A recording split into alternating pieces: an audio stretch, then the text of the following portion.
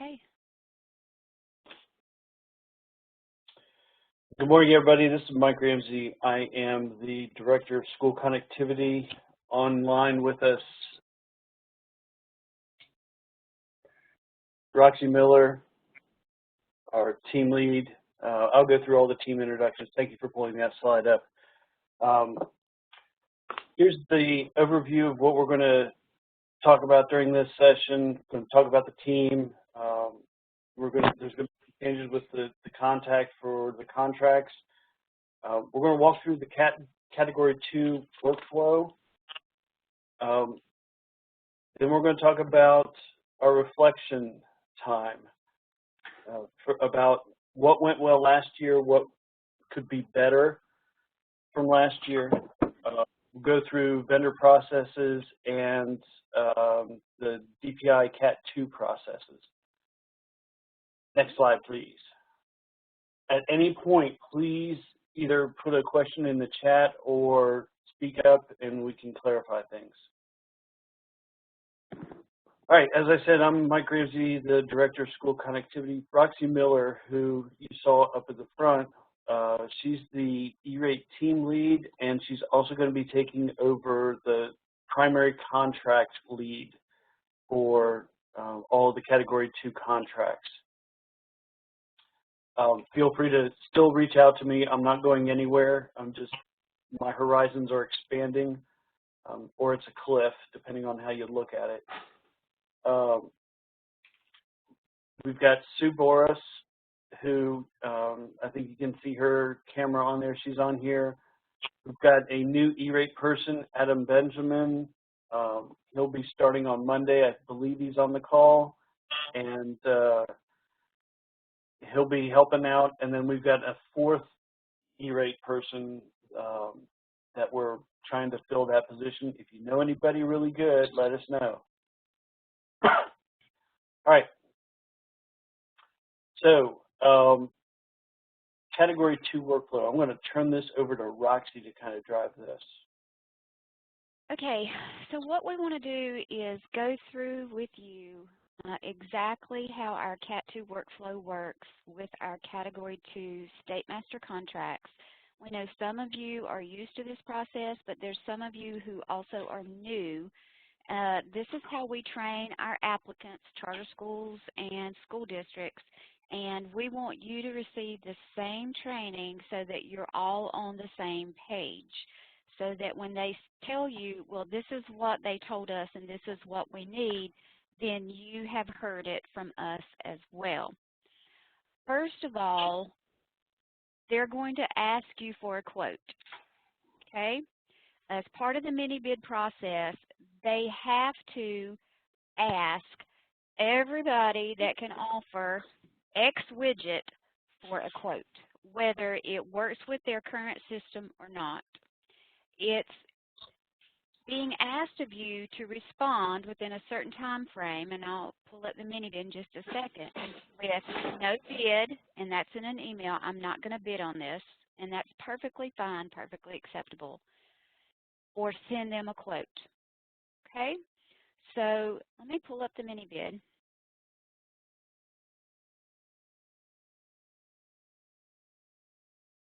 And you'll find this mini bid on our website. And every time we revise it, it is going to be revised with the date and posted back on our website, but it's here for you to look at as well. This is what they have to use, and this is what they send in to USAC. Hang on, let me get it pulled over to the other screen. It's being a little at me.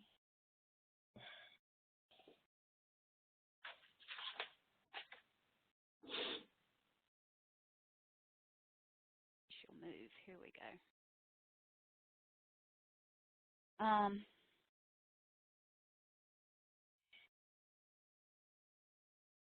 Here's the mini bid itself. All of our vendors are listed here, along with the emails that you have sent us, communications. And they're basically instructed to copy all of these emails into the BCC field and shoot this email out with a list of what they want.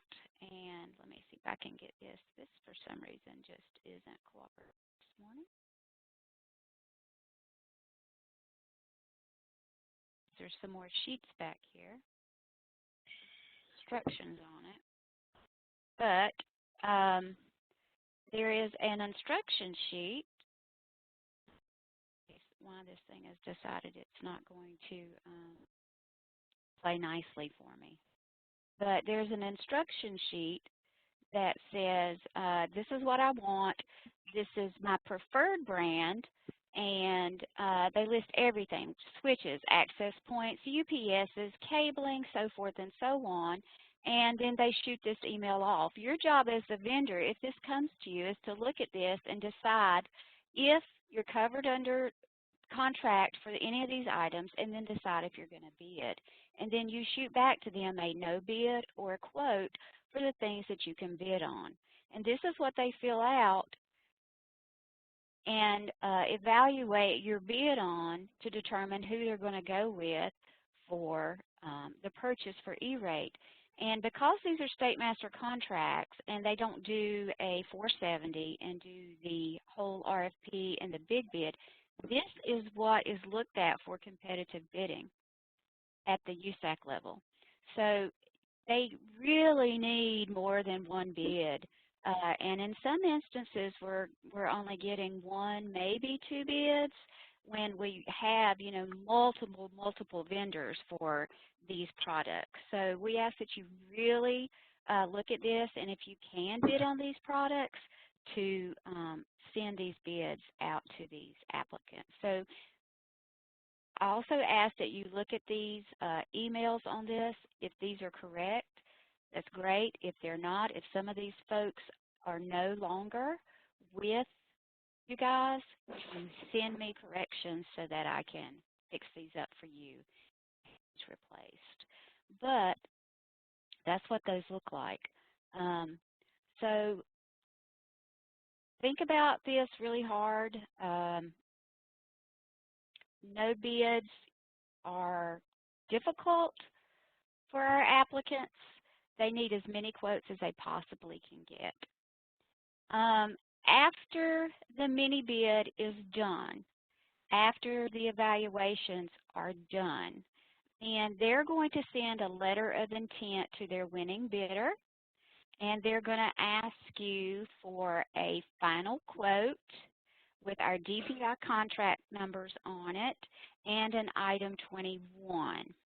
Now, some of you have maybe never done an item 21 before, and you're probably going, oh, what's that? Well, the item 21 is a document provided by USAC, which allows our applicants to upload the model numbers, the makes, how many of them they're purchasing, the category for which it falls, and the totals directly into their 471, so it doesn't have to be hand keyed. And it doesn't take, I mean, sometimes it can take a lot of time on your part. Now it's much easier because you don't have to do it by school. It's by district because that's the way the budgets are.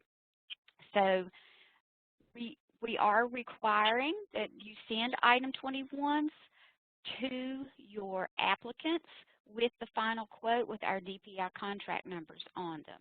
And where do you find the contract numbers? Well, they're on our website as well. We have another document. Let me pull that website back up. Here, which is our vendor contract information, and let's see if she'll open and not give me a fit. It's probably going to jump to my other screen as well, and I'll drag it over.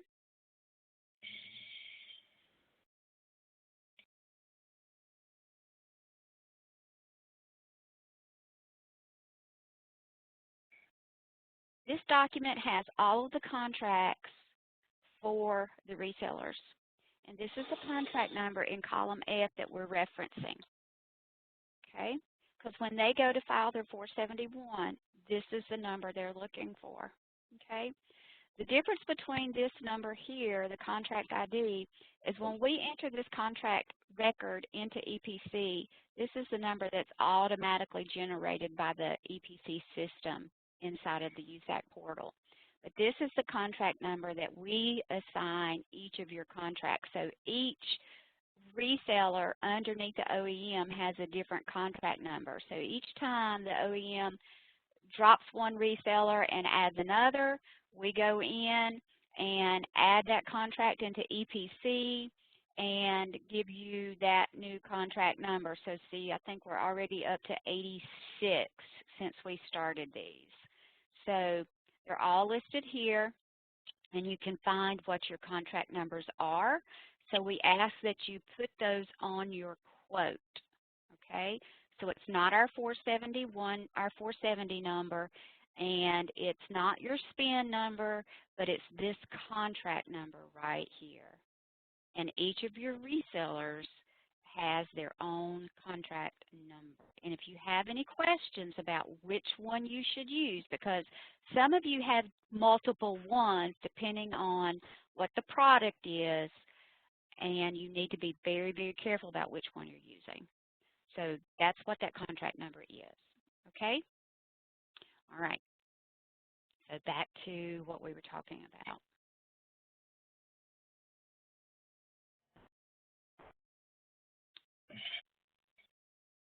All right, so viewing the workflow. When they start, and we're encouraging them to start in late November, early December, they're going to send you a quote request.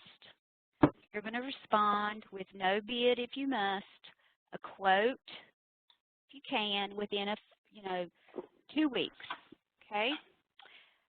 They're going to do their mini bid, and then they're going to send the winner a letter of intent, and then you'll respond with a final quote with the DPI contract and an item 21. Now, where do you get these item 21s? Well, they're on the USAC website, and there is a place for item 21. So you can just go in there and Google item 21s. And yes, they are version specific. Hopefully if they're going to update, and that's one thing we always in our role as state coordinators ask USAC is when are these going to be updated, if they're going to be updated, and they put the latest versions up. So hopefully, I don't think they're going to be updated this year because they updated them last year to reflect the district budgets. And that's another thing I want to caution you about, and we're going to tell our applicants. They don't need to be asking you to do these by school. That is a waste of time.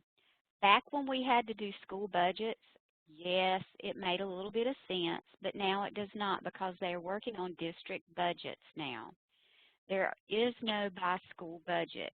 So if an applicant asks you to do an item 21 by school, tell them no, because the only build entity number that you can put in an item 21 is the district one. You can't put school bins in an item 21 any longer. It won't work. So please keep that in mind. This started last year with the district budgets, and all it does is just creates a huge mess, and they don't work. So it takes really a lot of time and effort off of your plate with the ease of the item 21 now, being that it only has to be done at a district level. Okay? All right.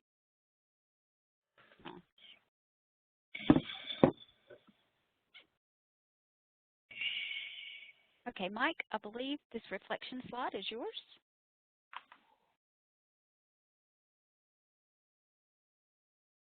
Okay, this time I'll do it with being unmuted. So this is a chance where we want to hear from you what went well and what needs to get improved in how we do E-rate. So I'll start off first that, and my team members can chime in. I think overall, especially with COVID and everything going on, We had a remarkable year. It was really well done. There were a few hiccups and bumps, but overall, there was very, I can't think of an outright crisis. We've had that in past years, so I think it went really, really well. But I'd like to hear from you. I think everybody's unmuted, and if you can't talk, put something in the chat. What went well, or what do we need to fix?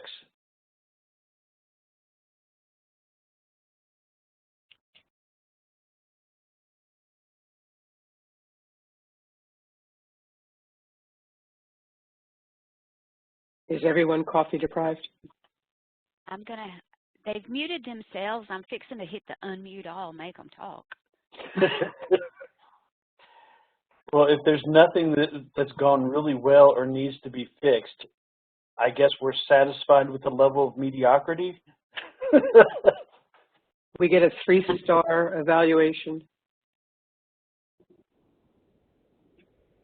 I'll ask a question. This is Sarah Bryant from Extreme Networks. I apologize. I was on maternity leave for part of the E-rate season this year, but I remember last year there was a 3-day time period, if that's right, to respond to bids. Is that still the case, or did that get extended a little bit? It wasn't 3 days, but I will tell you I want to think it was like 10 days, but I could be wrong on that. The biggest thing is when somebody sends out a bid request, if you can't get it done in a short turnaround, but you know you want to bid on it, by all means reply back, say, hey, we got this, we need a little bit more time, and specify when you're going to get it to them, and they'll work with you. Okay, great. Thank you. They just didn't want to leave it open-ended. So, yeah, I mean, for some things, it's like, I need 5 access points. All right, if you can't get that turned around in like 5 days to a week, yeah, you got to work on your processes. But sometimes, you know, hey, we've got 5 schools we're opening up, and we need all of this stuff. Yeah, you can't do it in that amount of time. They just need to get an answer of some sort, just to set expectations. Does that help? That helps. Thank you. And yes, you were correct. It was 3 days 2 years ago. Last year we had 10 to 14, as Mike said. So we did move it out. So we did extend that time period. Now, some people, of course, as you know, wait to the very last minute. And their request can come in like, oh, I need this in like 4 days. So, but that's why we encourage them to start early and give you, we ask them to give you 2 weeks to turn it around. And we're also telling them, do not wait. I mean, we are really pressing on this, that, you know, if you wait, there's a whole linear timeline that goes behind you that, if you wait to the last minute, you're going to get really crappy responses, if any. And I've never said, and it's not in any of our contracts, that you have to bid. I know that we want your bids. We want you to participate in it. We need them. But I'm not contractually obligating you that, you know, if somebody comes up with something stupid at the last minute, you know, your viability on the future viability on the contract is not in jeopardy because of their crisis. It takes a team effort all the way around. So I'm not going to hold it against you when they do something stupid. And I'm glad I got that on the recording. Yeah, like Roxy was saying, on the mini bid itself, it does suggest that we're telling our applicants to give you guys 14 days to respond. But I can tell you from my little experience here at the state that I had folks calling me, applicants, can you help me with my 471? How do I get a mini bid out a week before the closing date? So as much as we try. Bless us all. Okay, so we do have a couple questions I will read in the chat. So, Mike, this is directed to you. As an OEM contract holder, how can we receive mini bids for our visibility?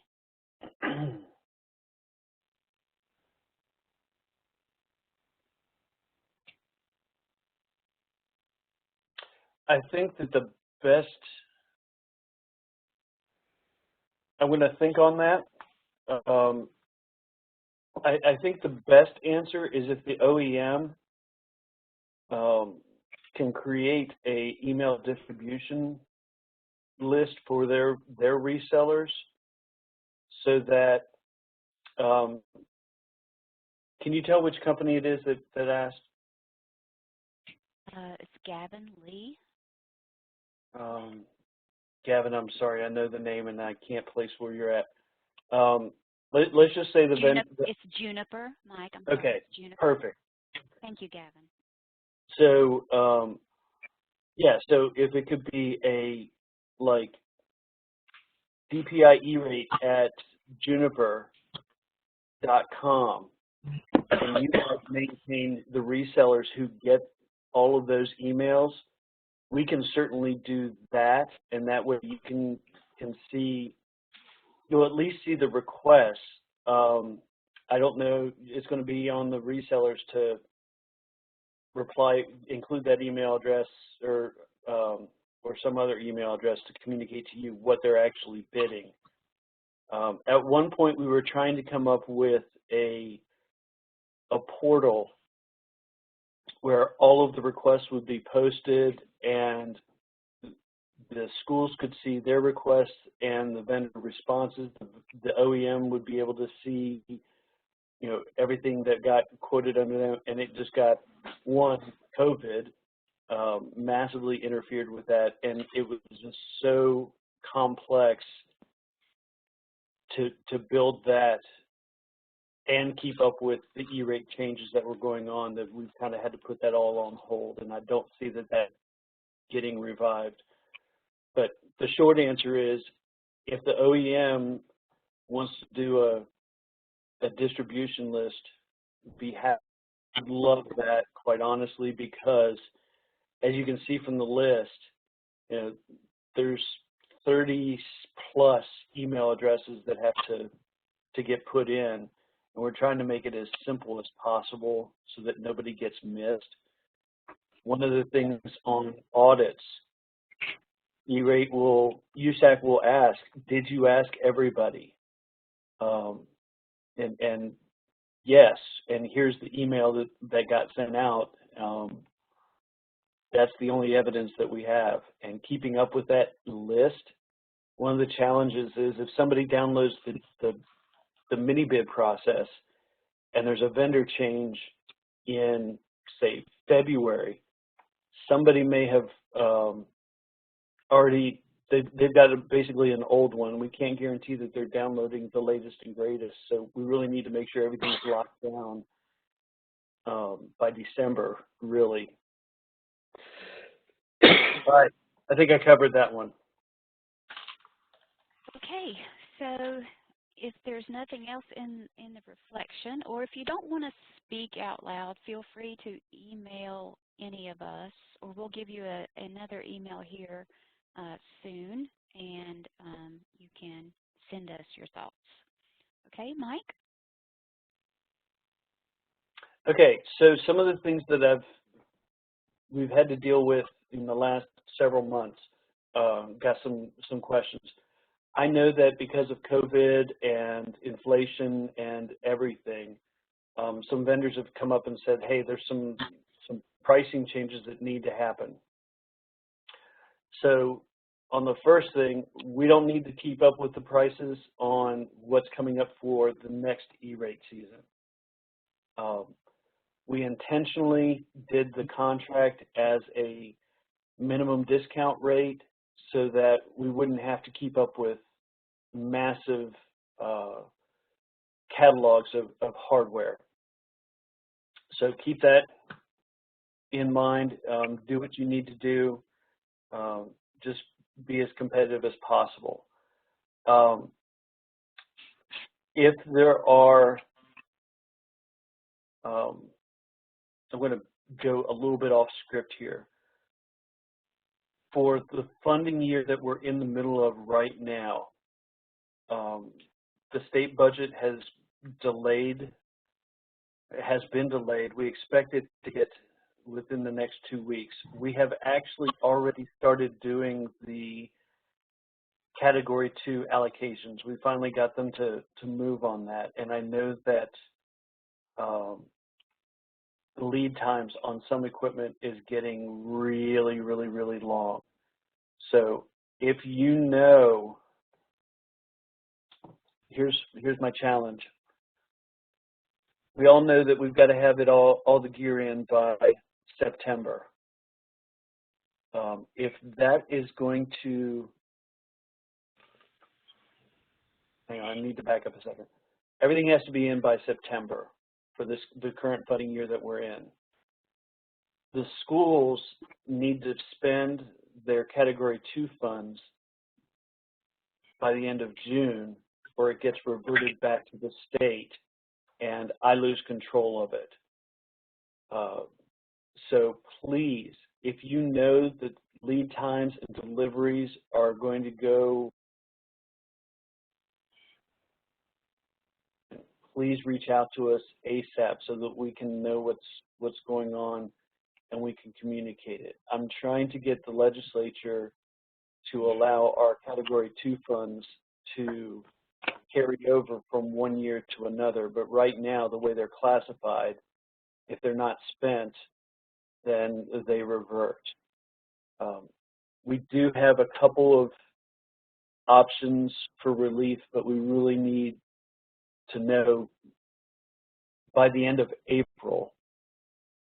That gives me plenty of lead time to be able to put in special requests for, hey, this school, this amount, don't bring it back. They don't like it, and I told them it's likely to happen. Okay, so that's on the delivery part. I've heard that there may be some instances where a price increase has to happen after the quote has gone out. That is even more complicated. I'm thinking specifically around cabling. The way, I'm actually already talking with DPI Legal and Finance about that later this week. From the state's perspective, when you've signed a contract, you got to honor that price. But I also know that I have some compassion and understand that, yeah, but none of us knew this was going to be like this when everybody quoted back in January what was going to happen. So it's not an easy answer. If you have that situation, reach out to me and let me know. And when you do, you're going to have to do a little bit of homework and tell me exactly, which school, how much additional cost there's going to be, so that I can see what we can do and work through.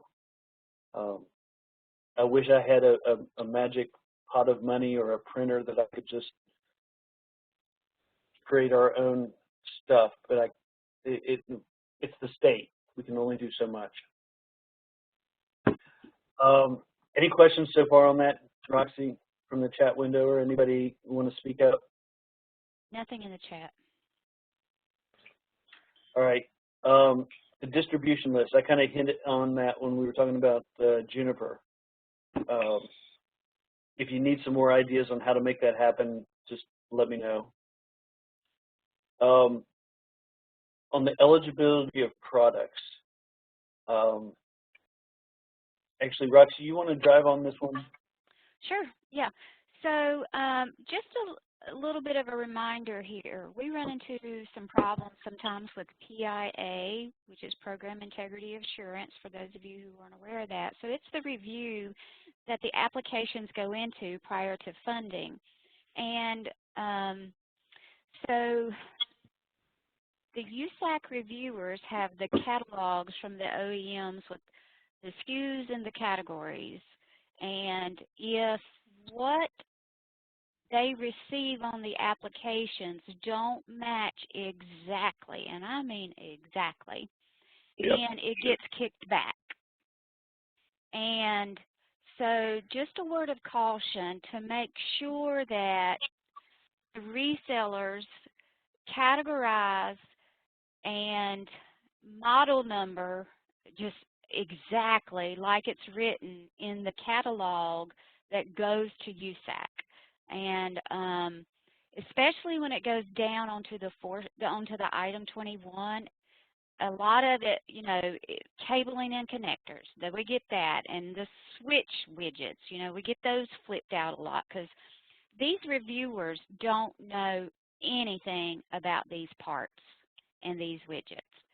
All they know is what they look up in a manual, and they're comparing it letter to letter, category to category, number to number, from one piece of paper to the other. And if it doesn't match exactly, they're going to kick it back. And if they can't get it to match, then they're going to deny the funding. So I just want to caution you guys on that. We've had some issues with licenses with BMIC versus MIBS. And this is even coming from USAC with people up there going, oh, well, that's BMIC. Well, no, it's MIBS. No, it's not. It's all licenses, period, from what I've seen coming down, are going to be BMIC and never fall under MIBS. So let's just be careful with our categorization. If you have any questions, we'll go straight to USAC if we need to, and then I'll get it in writing and we'll blame it all on them. And sometimes what we're seeing is it's getting through PIA, but then when it gets to invoicing, yes, sir, invoicing is refusing to pay. And it's really funny, but these two sets of people never talk. And it's happened with us, with us at DPI, with our with our internet, because our applications are being approved, but then we're getting caught up in invoicing and invoicing reviews, and they're going, oh, no, this is not working. And then when we're talking to one group, they go, well, who is that? And what's when you they don't even know what each other's reviews look like. So, yeah, we got to be very careful so that what gets through PIA is also going to get through invoicing. And because the bottom line is you want your money and you deserve your money. So that's our concern here, is making sure that it gets through invoicing, because it's doing none of us any good that it gets funded if you can't get paid for it when it's done and over with. Okay? All right. So then, of course, the eligible services list, make sure you look at that. And there's no big change coming forth that I know of, nothing being added. Percent of eligibility of offered equipment and services, please be very, very careful on that to know what's 100% covered versus 80, 20, 60, so forth and so on. And then again, your categorization of products on the item 21, make sure you're, when you choose your category, if it's installation, put installation. If it's taxes, put taxes. So that item 21 does have those separate categories on there. And so make sure, you know, you're putting those in there correctly. All right, and then finally, I did talk about your contract numbers and showed you where those can be found on that other document. So if you have any questions about which ones of those you can use, please let me know and we can find those for you. Okay, next slide is me again. Okay, so Cat2 processes. So this is how it all works in case you're new to the process, but I wanted to go through this again with you. First of all of our Cat2 contracts are SPI billing, so service provider invoicing. So what does that mean for you? That means that you are agreeing to invoice USAC the discounted portion, and then you're going to invoice the applicant the non-discounted portion. What happens in the background is that DPI is funneling in money from our PRC funds to cover the non-discounted portion so that the applicant, don't have to pay anything out of their pockets if they're using our contracts, okay? And these funds go into their PRC 73 account for LEAs and charters into their PRC 36, okay? Now, the problem with some of these funds is they're not ever dropped, with all of them actually, until the state budget is set in the early fall. Some of these folks get funded in April or May, and they're ready to order. Some of them, especially our big school districts, will not order until their monies, their matching funds, are put into the bank account.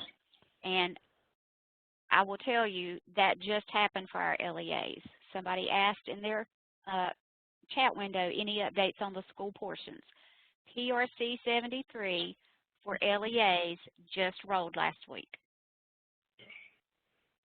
So everybody that had a funding commitment decision letter for Category 2 up until, I would say, Wave 24, I think Wave 24, which was a couple weeks ago, got their PRC 73. No charter funds in PRC 36 went out yet. So we're still holding on charter funds. And as Mike has already told you, these funds do not carry over. They revert back on June 30th. And with the holdback and the late deliveries going on because of the, you know, the chips and everything else, and being how hard it is to get the parts and pieces you need, we need to know if there are equipment issues. I have told our schools that they can spend this 73 on other things if they need to, and then use local funds to finish paying out their E-rate. But they're just a little reticent to do that. So, you know, we just need to all work together and make sure that their funds get spent and they get their jobs done like they need to. Right, so I believe, let me make sure, yep, that was the end. So now we can hear from you guys if you have any, Sue, I'm sorry, I jumped on your slide. It's okay. The one word I can say. Do y'all have any questions? Why are you holding charter school funds? It's not us. They just haven't gotten to do them yet. They put a lot of PRCs out with the first wave now that the money was set, and then I'm hoping when they do revisions this week that 36s will go out.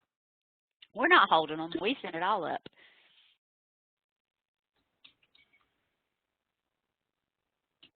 But you also have to know that with 36 funds for charter schools, it's more than school connectivity that goes into that. It's pretty much all their money rolls into PRC 36. LEAs have different pots of money, different fund accounts, if you will, and 73 is just school connectivity. But for charter schools, PRC 36 has everything in it. So I'm sure they're still building all of their monies and making sure they have that right, is what I would assume for them. But I'll reach out to finance and see what the expected timeline is, and let them know, get on it if they're trying to drag their feet for some reason.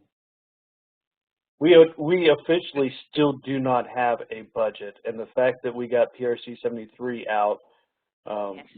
was borderline a miracle. But I'll get on them about rolling 36. But it is more complicated because I'm not the one that just controls 36.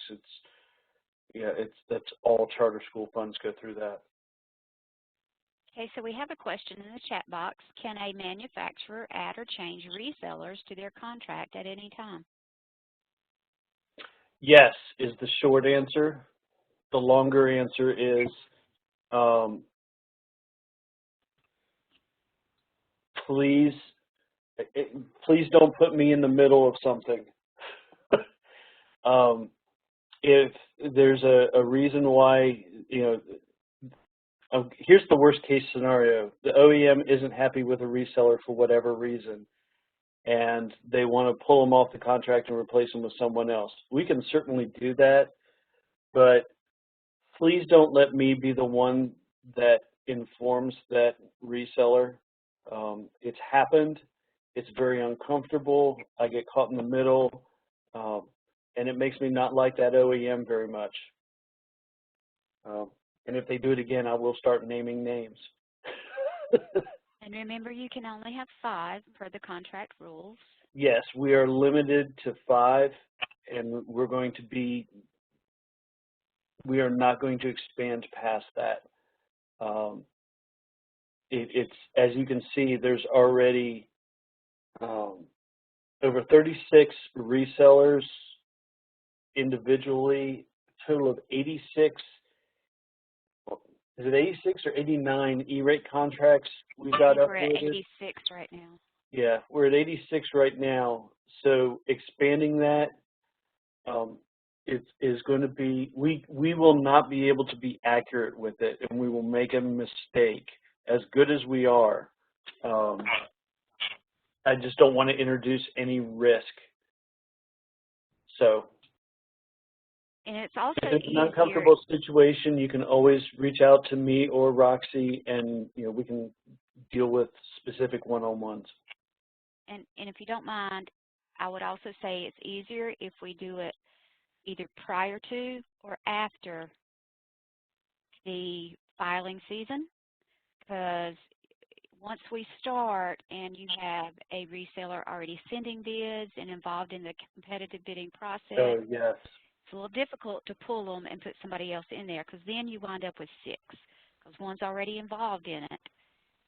That's 5, and then you bring somebody else in, that's technically 6, because it's just I would call it a sticky situation.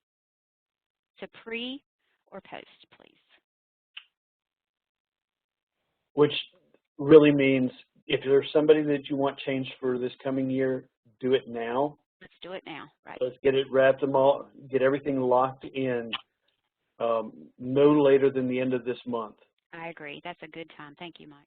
And then right after the window closes, we can, let's say April 1st, you can start making changes again.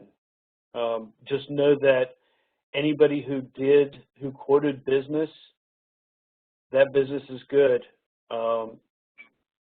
We have to finish with whatever if you're replacing somebody who was awarded a 471, they deliver on that. We can't change that once the 471's been filed. We don't want to be changing things. That just brings up more questions for auditors. It'll highlight an issue. USAC will go, well, something fishy is going over here, and they'll start poking around, and we don't want them poking around. I did get one question, site visits. Sometimes somebody will add, they'll want a big cabling project. Again, this goes back to how quick you respond. Sometimes they don't realize that they need a site visit. So when you see a bid request and you think, yeah, we really need to do a site visit for this, respond back as quickly as possible and say, hey, we really need to do a site visit to give you the best. On the old contract, there were a couple of times where the school waited to the last minute and the vendor really needed to do a site visit, and there was no way at that time of the year. So they ended up giving the best possible quote that they could, and there was a major chunk of it that was missing, and we had to work with the school and school connectivity to try to figure out how can we fill this gap, because without that piece, none of the other part was going to work, and it didn't get included in the quote. So just let them know. And and I really want to emphasize this, if there's something where you feel like it's getting squirrely, feel free to engage us so that we can kind of, we don't want to get in the middle of every business deal because that's between you and the reseller, or between the school and the reseller. But we can kind of help, I don't want to use the word mediate, but we'll work with everybody to, kind of get focused, let's solve the problem the best way possible, and we move forward. Roxy, there's no changes that I'm aware of from last year to this year of any significance. Am I correct? Changes in overall the E-rate. There's nothing. Somebody asked me if there were any big changes. No, there's a new 470, which should not impact what we're doing. The budgets, no, the budget change was big last year, but nothing else other than the 470 right now. The gift rule waiver has been extended, so that might impact you. Not that we're asking for gifts. No, but that means that what that is allowing some folks to do is try out equipment a little bit longer without, breaking that rule. So that is helping some of the schools try out some new types of equipment from the manufacturers. So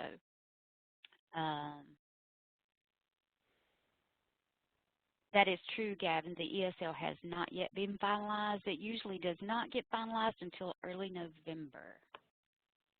So the draft ESL is up on the website, and comments have been submitted for the ESL, but the final version has not been blessed by the FCC yet. The link to the recording will be placed on our website, and then what I'll do is for all of you guys who I invited to this webinar, I will send you the link on the web page instead of sending the whole webinar. I will send you the link to the site on the web page, and then you'll have the recording as well as the slide deck as well.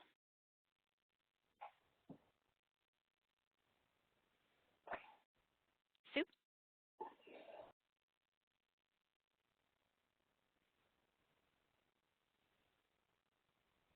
Sue?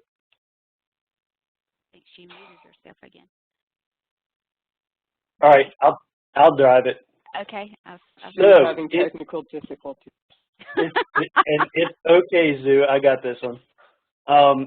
So you've got up on the front slide, you've got our email addresses and such. Reach out to us individually if you know who you need to talk to. If you don't know, we do have a distribution list. If I'm going to talk about you having distribution lists, I'm going to have one. Connectivity at dpi.nc.gov goes to everybody that's on the team. So if you don't know who to ask, just send an email there, and all of us will get it, both the old timers and the new ones that are going to be coming on soon. The last thing, let us know if you're interested in participating in some vendor-focused training on how in detail we do the mini bids, how we're instructing them to do the mini bids. We can walk through, we can do a mock one with a group of you doing the item 21, or if there's something else that you think we need to do some training for the vendors on, just let us know. We want to support you. You guys have been great.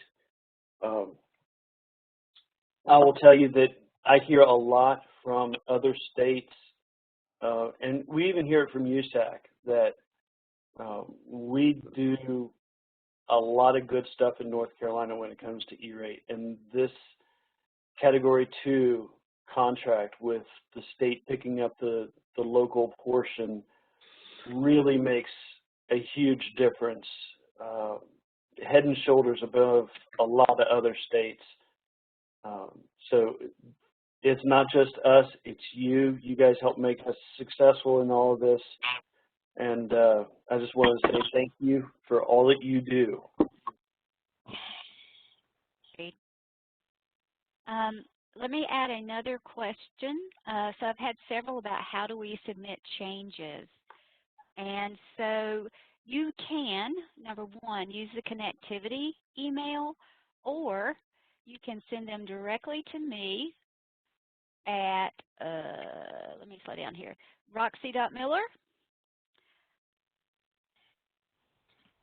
Either one, and I will collect those changes, make the changes as necessary on the appropriate documents, and then repost them back to our website.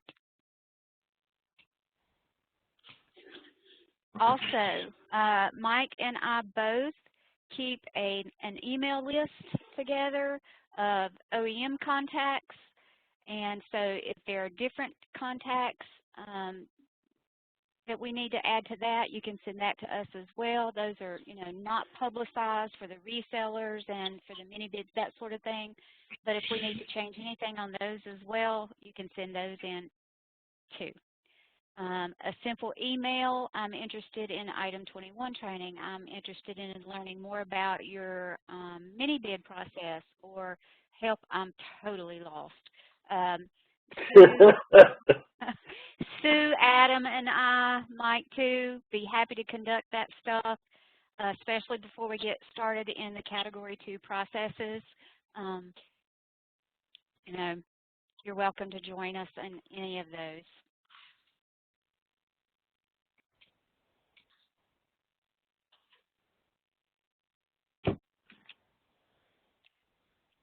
Any other questions or comments before we close out for the morning? Just thanks for what you guys do. Makes a big difference. Well, thank you very much. We appreciate that, and we appreciate you. Thank you. Hey, Roxy, I do have one last question. I apologize. Okay, go ahead. I don't believe you all are the department that actually issues the state POs. Is that right? When a customer actually purchases an order, I'm trying to figure out how I could update our contact information. I know we've sent it in before, and it keeps going. The POs keep going to a guy who's no longer, even in our group, really. He's still with our company, luckily, but I didn't know. You all, is that completely separate from you all, or is that? Yes. Okay. My guess is that's how you're registered with, what is it, Mike? Are you thinking e-procurement? Yes, e-procurement. Okay. Yes. Okay. All right. Thank you. You're welcome. But Mark, let me know. Get with me offline and just drop me an email real quick and let me know some of the details on it, and I can help figure it out. Not every school uses e-procurement, but it may be just stuck in their system. You guys are getting the quote requests properly. It's just the PO is going to the wrong place. Yeah, everything from you all is perfect. Like the emails come in. It's just when they actually use that purchase order from the state of North Carolina, there's like a generic email with a PDF. It still goes to another guy at our company that he's in a totally different group now. So that's all it is. And you're right, it is sporadic. It's not a lot of those. All right, yeah, just give me the details and we'll work it out this week. Thank you, man. I appreciate it. It's probably those who do use e-procurement that's probably stuck in that. That's exactly what I'm thinking. Yep. Awesome. Thank you all for your help and appreciate all that you all do. Good question. And welcome, Adam. So e-procurement is Ariba now from Dave Lloyd. I have no idea, Dave. Does anybody know the answer to that? Did e-procurement switch over to Ariba? That's what it says. I'm just looking at in my last email that came in. It does. It says at ariba.com. Okay. Well, good to know. Yeah, Mark, can you forward that to me so that I can? Yeah. Yeah, I forwarded it. I know this is going to surprise you, but they didn't run this by us. I know what they're not thinking. Rule the world. Fun times. Well, I appreciate. Yeah, Mike, I'll send that over to you. take a look at. And I appreciate all the help y'all. Can you help us, or anything you can do to help us on that? That'd be great. Other questions or comments before we close out?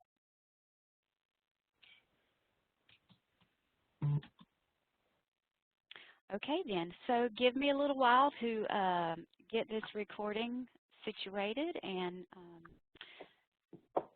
posted, and then it'll be sent out to you with a link. And we do appreciate you taking your morning to join us, and as always, we'll be here to help you should you need anything. Take care.